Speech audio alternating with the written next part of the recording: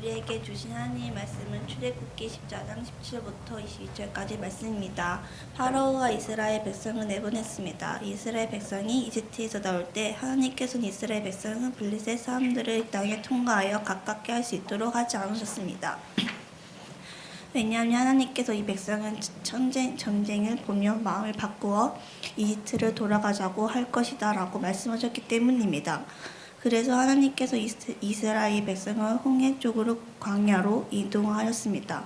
이스라엘 백성이 이집트 땅에서 나올 때 전투 대열 지어 나왔습니다. 모세는 요새의 유고를 가지고 나왔습니다. 요새에 죽기 전 이스라엘 아이들에게 하나님께서 너희를 구원 주시며 잊지 말고 내 유고를 이집트에서 가지고 나오라고 말하셔서 그들에게 그렇게 하겠다고 맹세를 시킨 일이 있었기 때문입니다. 이스라엘 백성은 숨고를 떠나 예담에 지르셨습니다. 예담은 광야는 끝이 있었습니다. 여호와께서는 이스라엘 백성에게 그를 가르쳐 주셨습니다.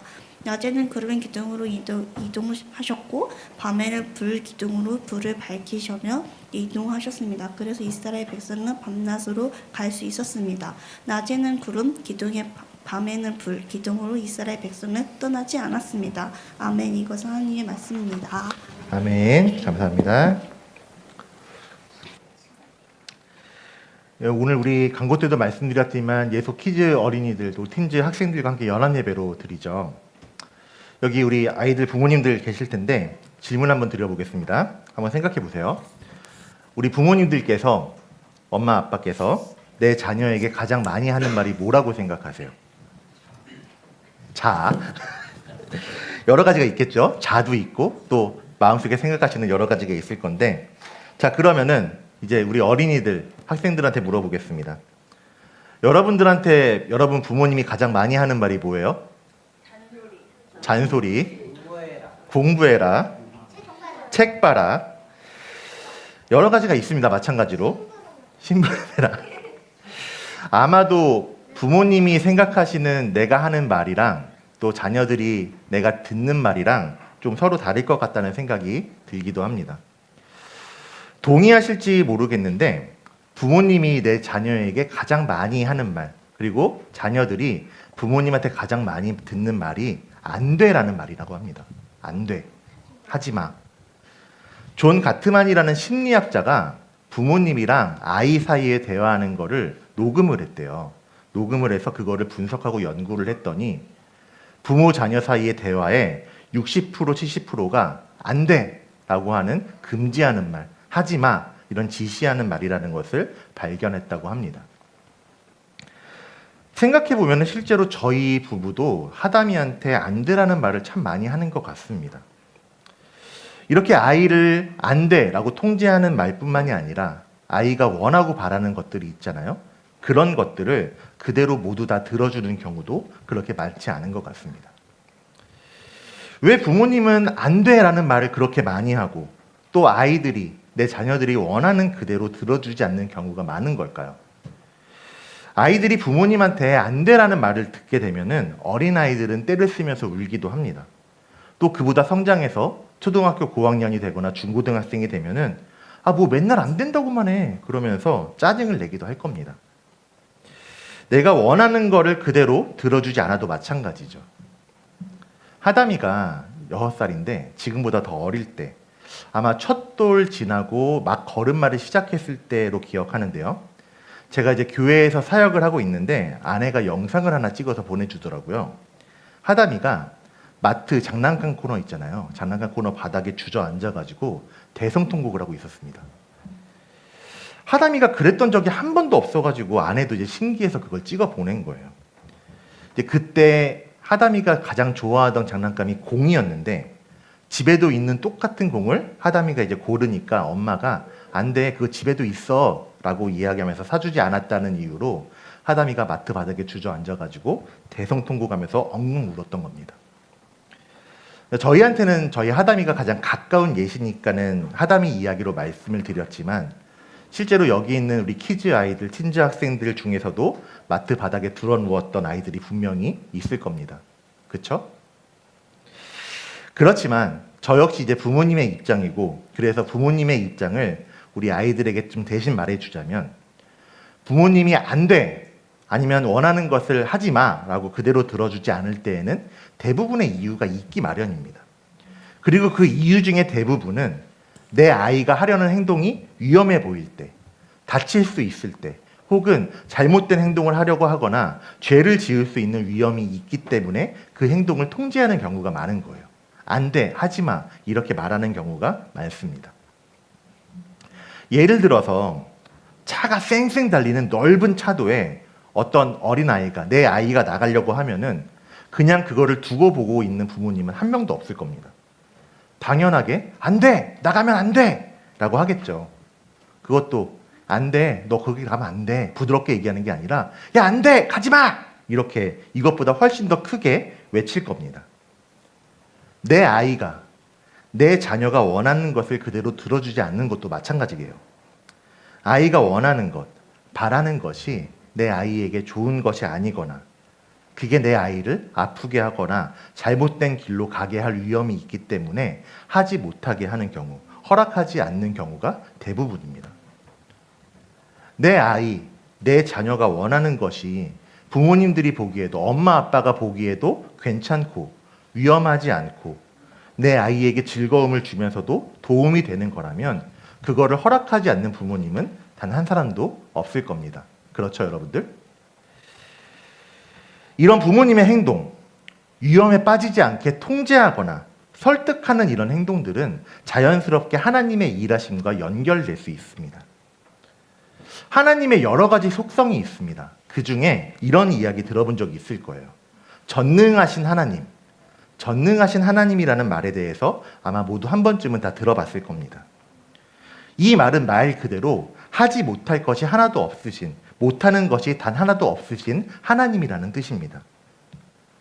창세기 1장에서 하나님께서는 말씀만으로 아무것도 없는 무에서 천지 만물을 창조하셨습니다.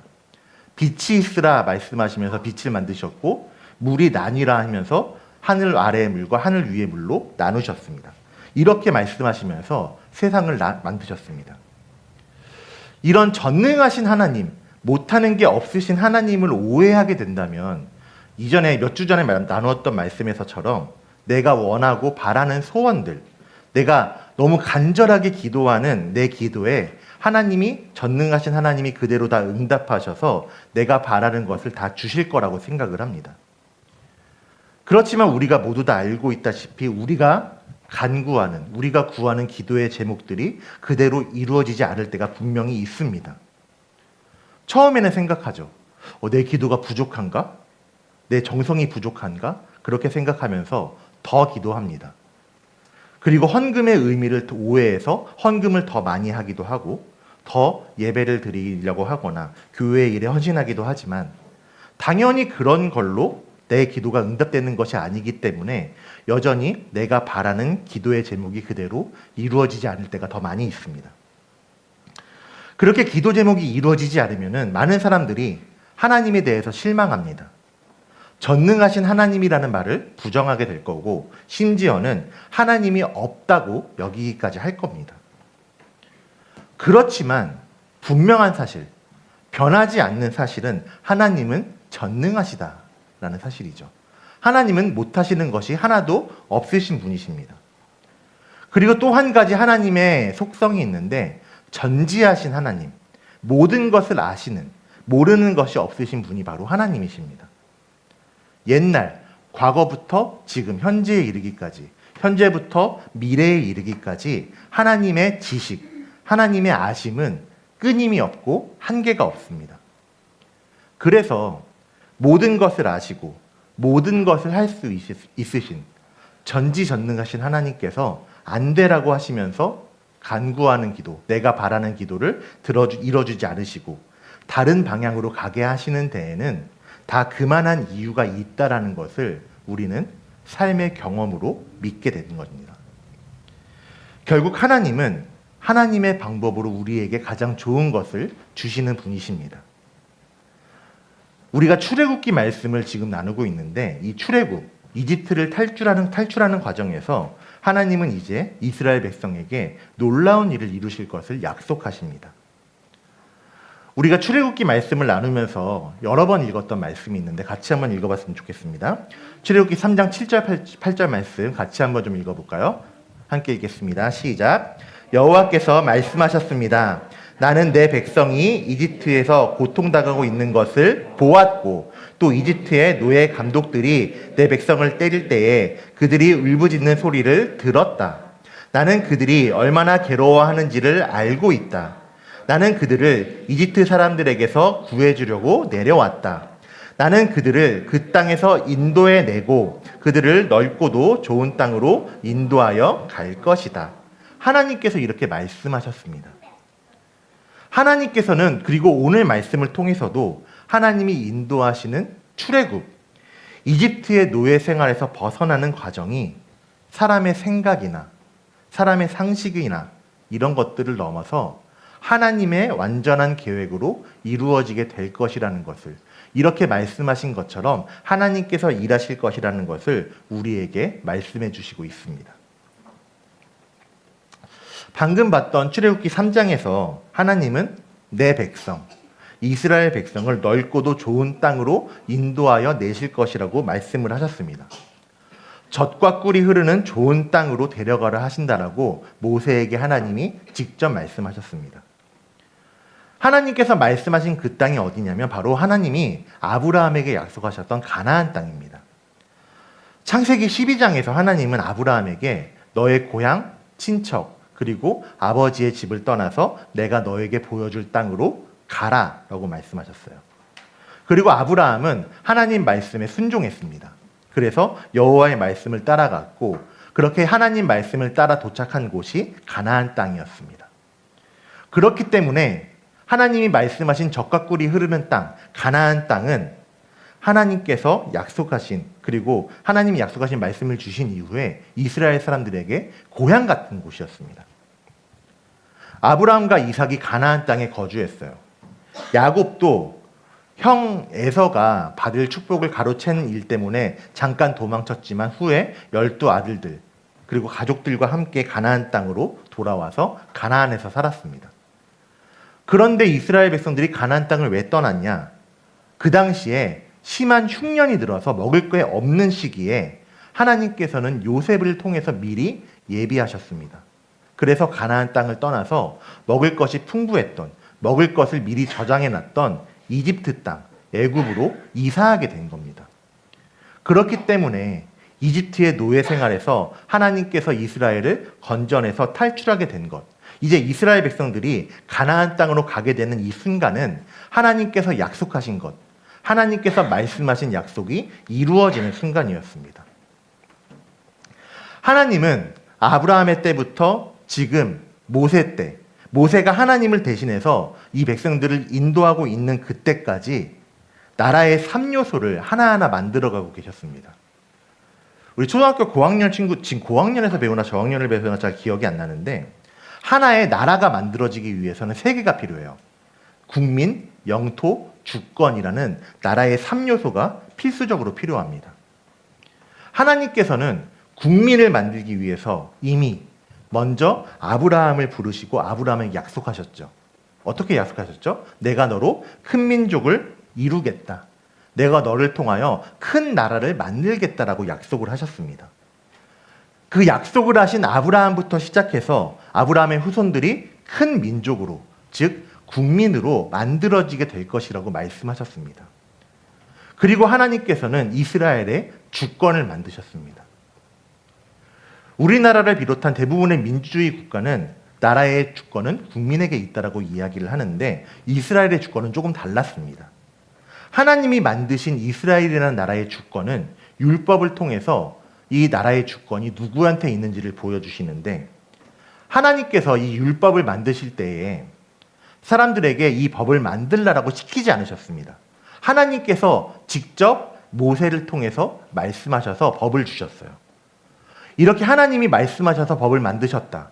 이 모습을 통해서 이스라엘의 주권이 하나님께 있다는 것을, 이스라엘의 진정한 통치자, 이스라엘의 왕이 모세도 아니고 후에 세워질 여호수아도 아니고 또 아브라함도 아니고 오직 하나님이시라는 것을 우리에게 알려주고 있는 겁니다. 출애굽기 15장 5절 6절에서는 그 사실을 우리에게 이렇게 알려주고 있는데요. 그러므로 이제 너희가 내 목소리를 듣고 내 언약을 지키면 너희는 모든 백성 중에서 나의 보물이 될 것이다. 온 땅의 백성이 다 뭐라고 이야기해요? 다 내게 속하였지만, 하나님께 속하였지만 너희는 내게 제사장 나라와 거룩한 백성이 될 것이다. 이스라엘이 제사장 나라와 거룩한 백성이 될 것이라고 하나님께서 말씀하고 있는 겁니다. 하나님께서는 이렇게 율법을 통해서 이스라엘의 주권, 이스라엘의 왕이 하나님이시라는 것을 말씀하셨습니다.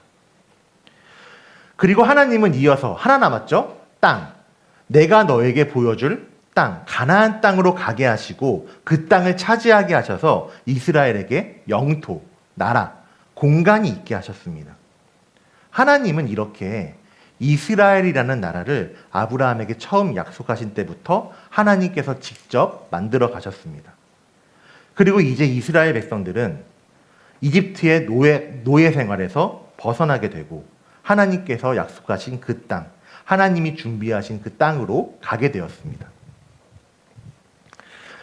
이스라엘 백성들은 이집트의 북동쪽에 있는 고센이라는 땅에서 살고 있었습니다. 출애굽기 12장에서는 이스라엘 자손이 라암셋을 떠나서 숫곳에 이르렀다라고 이야기하고 있는데 이 라암셋이 고센 땅에 있는 한 지역이라고 성경은 이야기하고 있습니다. 이스라엘 백성들은 자기들이 원래 살고 있던 400년 넘게 살고 있던 고센 땅을 떠나서 이제 막 약속의 땅으로 가는 여정을 시작한 겁니다. 이스라엘이 살고 있던 고센 땅에서 가나안 땅으로 가기 위해서는 지도를 하나 준비했는데요. 좀 띄워주시겠어요? 여기 지도가 잘 보이실지 모르겠어요. 이쪽 보면은 라암셋이라고 쓰여진 데가 있습니다. 여기서부터 이스라엘이 출발을 했고 가장 빨리 가기 위해서는 바닷가, 해변길을 따라서 블레셋이라는 나라를 통과해서 가는 길이 가장 빠른 길이었습니다. 이렇게 가면은 그 당시에 일반인의 걸음으로도 한 2, 3주 정도, 아무리 천천히 가도 4주 이상 걸리지 않는 거리였다 그래요. 그런데 하나님께서는 이스라엘 백성들을 그 길로 인도하지 않으셨습니다. 물리적으로는 이 길이 가장 빠르고 상식적으로 생각해도 바닷가 길로 가는 게 일반적이고 합리적입니다. 그럼 왜 하나님께서는 그곳으로 이스라엘 백성을 가게 하지 않으셨을까요? 17절 후반부에서 하나님은 그 이유를 이렇게 말씀해 주고 있습니다. 말씀 한번 띄워주시겠어요?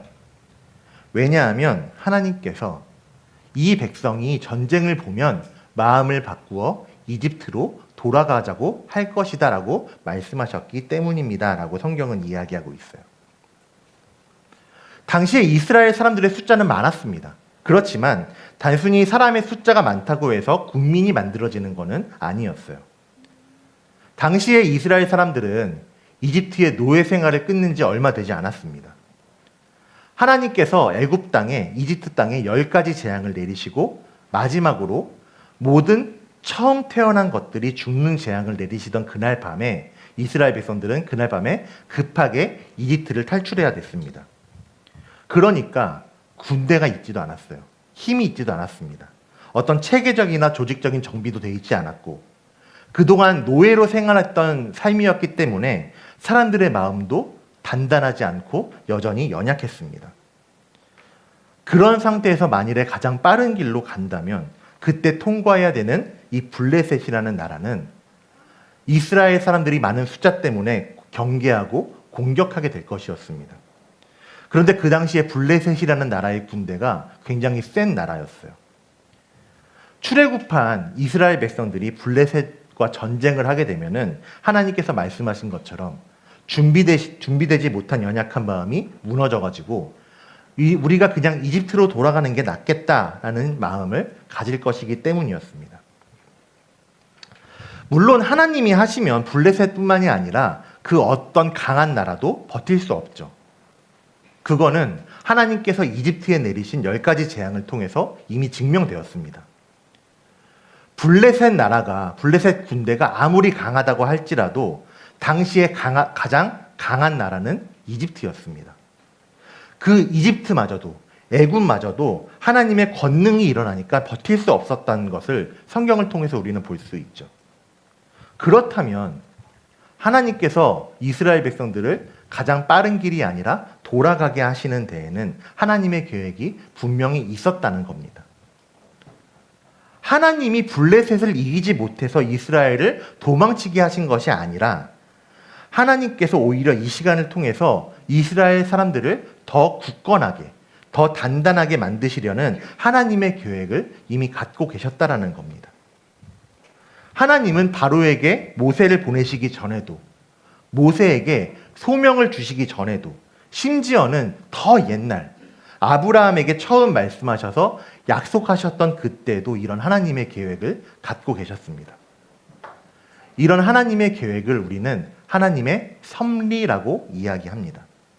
하나님의 섭리라는 말 들어보셨을 거예요. 하나님의 섭리라는 것은 무엇이냐면 우리 삶의 모든 일들을 하나님이 보시고 돌보시고 하나님이 미리 계획하셔서 우리를 가장 좋은 길로 인도해 주시는 하나님의 선하신 계획이라고 할 수 있습니다. 그렇다면 여전히 상식적으로는 100번 양보해서 블레셋의 군대가 강하니까 그것 때문에 그 길이 아니라 가장 빠른 길이 아니라 다른 길로 돌아가게 하시는 것까지는 이해할 수 있다 쳐도 대체 왜 광야길로 인도하시느냐고 충분히 의문을 가질 수 있습니다. 지금도 그렇지만 광야는 사막을 이야기하거든요. 사막은 단순히 사람이 없는 곳을 넘어서 생존이 살기가 어려운 험악한 척박한 장소입니다. 더군다나 홍해의 광야길은 모래만 있는 게 아니라 암석도 있고 굉장히 거친 돌도 있고 물이 메마른 협곡도 있고 가시덤불도 많고 건조하면서 험한 장소였습니다. 그리고 그 당시에 근동 지역에 있는 광야 특성상 낮에는 햇빛이 너무 강해서 40도, 50도 이렇게까지 올라가고 밤에는 또 해가 떨어지면은 너무 추워가지고 큰 추위에 시달려야 하는 곳이었습니다. 분명히 이스라엘 백성들이 광야길이 아니라 사막길이 아니라 더 편한 길로 갈 수 있는 그런 길이 있었음에도 불구하고 하나님이 대체 왜 그 길로 인도하셨는지 상식적으로 이해하기는 쉽지 않습니다. 그렇지만 홍해의 광야길, 험한 길로 이스라엘을 인도하신 하나님은 하나님의 은혜와 인도하심으로 그것으로 이끄신다라는 것을 명백하게 성경은 보여주고 있습니다. 성경이 보여주는 하나님이 보호하고 이끌어 주신다라는 증거, 그 증거가 바로 오늘 말씀 21절의 구름 기둥과 불 기둥입니다. 오늘 말씀 21절 같이 한번 좀 읽어보실까요? 함께 읽겠습니다. 시작. 여호와께서는 이스라엘 백성에게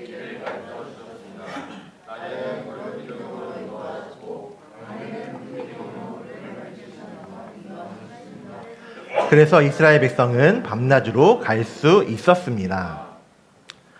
하나님은 해가 뜨거운 낮 시간에는 광야에 구름 기둥을 보내셨습니다. 그래서 햇빛을 가리면서 그늘을 만들어서 이스라엘 백성들을 보호하셨어요. 상식적으로는 해가 뜨거운 낮 시간에 광야길을 걸어가는 것 자체가 무모한 일입니다. 그렇지만 하나님께서 직접 구름 기둥을 보내셔서 그늘을 만들어 주셔서 햇빛의 뜨거움 없이 가나안 땅으로 걸어가게 하셨습니다. 지금 우리나라 굉장히 습하고 덥잖아요. 근데 광야는 조금 달라요. 우리가 생각하는 더위와는 달리 광야는 사막은 온도는 높지만 습하지가 않아서 그늘만 있으면 그래도 살아가기 편한, 걸어갈 수 있는 그럴 만한 길이었습니다. 하나님께서 구름 기둥을 보내서 그늘을 만들어서 이스라엘 백성들이 가는 길을 보호하고 지켜주셨다는 거예요.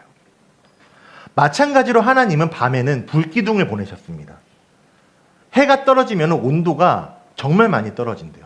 너무 추워서 살 수가 없답니다. 그런데 그렇게 급격히 낮아지는 온도에서도 사람들이 추위를 타지 않도록 불기둥을 보내서 보호하셨습니다. 그뿐만 아니라 지금 우리는 현대에는 가로등이 있으니까는 밤에도 걸어갈 수 있지만 그 당시에는 가로등 같은 게 없죠. 밤에는 걸어갈 수가 없는데 하나님께서 불기둥을 보내셔서 길을 비춰주심으로써 사람들이 길을 걸어갈 수 있게 하신 겁니다. 22절에서는 낮에는 구름기둥이 밤에는 불기둥이 이스라엘 백성을 떠나지 않았다라고 성경은 이야기하고 있습니다. 사람의 상식, 사람의 생각을 뛰어넘은 일이죠. 이렇게 하나님은 사람의 상식을 뛰어넘어서 이스라엘 백성들을 보호하고 지키시고 또 단련시키시면서 그렇게 하나님의 완전한 계획으로 약속하신 땅으로 이끄셨습니다. 그 증거가 바로 우리가 보았던 구름 기둥과 불 기둥인 겁니다. 이스라엘 가운데 일하신 하나님은 우리의 삶 가운데도 똑같이 어제도 오늘도 그리고 내일도 끊임없이 일하시고 우리를 인도해 주십니다. 이스라엘의 때뿐만이 아니라 구약시대 신약 성경에 나오는 초대교회 때뿐만이 아니라 2025년 지금을 살아가는 우리의 삶도 하나님이 똑같이 인도해 주십니다. 때로는 사람들은 그 하나님의 일하심을 내 생각으로만, 사람의 상식으로만 이해하려고 합니다. 그렇지만 하나님은 내 바람이나 내 생각이나 또 내가 가지고 있는 상식을 뛰어넘어서 일하시는 하나님이시라는 것을 우리는 말씀을 통해 발견할 수 있습니다. 물론 이렇게 생각할 수 있죠. 그렇다고 해도 왜 굳이 위험한 광야길로 인도하시냐? 이집트에 나타나셨던 하나님의 권능이 블레셋에도 나타나면 되는 거 아니냐? 홍해의 광야길이 아니더라도 다른 길로 인도하실 수 있는 거 아니냐? 이렇게 생각할 수 있습니다. 그렇지만 오늘 말씀에서 우리가 볼 수 있었던 것처럼 하나님은 다 계획이 있으셨다라는 것을 하나님이 끝내 우리에게 발견하게 하십니다. 지금 내가 다 이해할 수 없을 때에도 하나님은 나를 향한, 우리 아이들, 학생들, 우리 성도님들 모두를 향한 완전한 계획을 세우셨고 하나님의 때에, 가장 좋은 때에 완전하게 일하시는 하나님이십니다. 하나님은 출애굽의 여정을 통해서 그리고 하나님께서 행하시는, 직접 일하시는 그 일하심을 우리에게 보여주심으로써 결국에는 하나님의 계획을, 하나님을 온전히 믿고 신뢰할 수 있는 믿음의 삶을 살아가도록 우리를 성장시키십니다. 우리가 기억해야 되는 것은 상황과 상식 혹은 과정을 뛰어넘는 하나님의 일하심, 사람의 상식을 뛰어넘는 하나님의 일하심을 비록 지금 내가 다 이해할 수 없을 때에도 신뢰하는 것입니다. 하나님은 우리를 포기하지 않고 사랑하시는 분이세요. 세상이 만들어지는 처음, 태초부터 지금까지 우리를 향한 놀라운 계획을 세우셨습니다. 그리고 하나님께서는 하나님이 직접 만드신 그 놀라운 계획들을 내가 하나하나 다 목격하고 하나하나 경험하게 하심으로써 결국에는 살아계신 하나님이 나의 가운데, 살아계신 하나님이 나와 함께 계시다라는 것을 발견하게 하십니다. 그렇기 때문에 우리는 세상의 시선, 상식에서 벗어나서 하나님의 기준으로 나의 시선과 생각을 돌려야 합니다.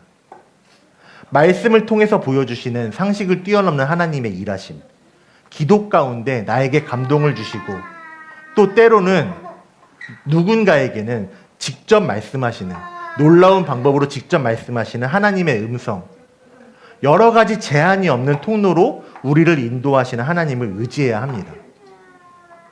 우리가 기억해야 되는 것, 우리가 꼭 기억해야 되는 것은 무엇이냐면 하나님이 일하신다, 주가 일하신다라는 것입니다.